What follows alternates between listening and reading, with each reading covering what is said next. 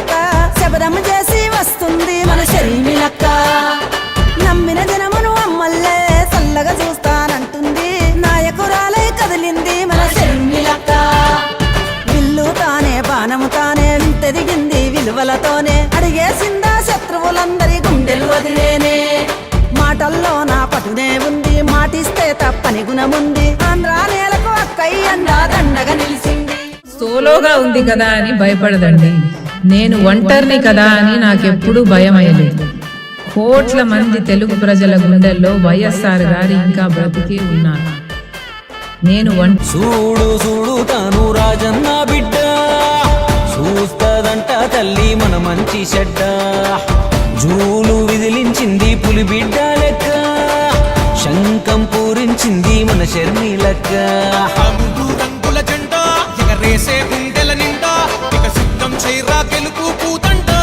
రాజధాని కూడా లేని తాజ్ బొమ్మ అయిపోయింది ఆంధ్రదేశం అన్ని ఉన్న అనాథ అయిపోయే అనుభవం అంటూ ఆయనొచ్చి ఒక్క ఛాన్సని ఈయనొచ్చి ఎంచుకూడగా అభివృద్ధి లేక హీనమైపోయే. నేను ప్రజల నుంచి నాయకుల్ని లేపుకుంటా, కార్యకర్తల నుంచి నాయకుల్ని లేపుకుంటా. ఒకరోజు ప్రభంజనం సృష్టిస్తాం. కల్లారా చూసే కన్న తండ్రి సంక్షేమ స్ఫూర్తి రాజన్న పట్టిన జెండానే తనకందించెను శక్తి పల్ల పల్లెకు పరిచయమే చేస్తానంటూ ప్రగతి నిరుపేదల వైపు నిలబడమే మన షర్మిలమ్మ నీతి రైతు కూలి రాతలు మార్చా విద్యార్థులకు కవితను కూర్చా మహిళలకు మన వృద్ధులకు ఉంటానంటూ రక్ష తనకు జన్మనిచ్చిన ఆంధ్ర నేల కంట నీరే తూర్చి మళ్ళీ మంచి రోజులు తేవాలని మన షర్మిలమ్మ మీకు గుర్తేనేరా ఓటు అడిగినాడు మీరు చెప్పిందే కాదా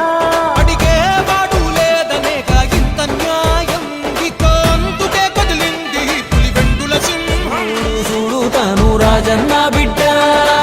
చూస్తదంట తల్లి మన మంచి చెడ్డ జూలు విదిలించింది పులి బిడ్డ లెక్క శంఖం పూరించింది మన షర్మిల రావాలి అన్నా,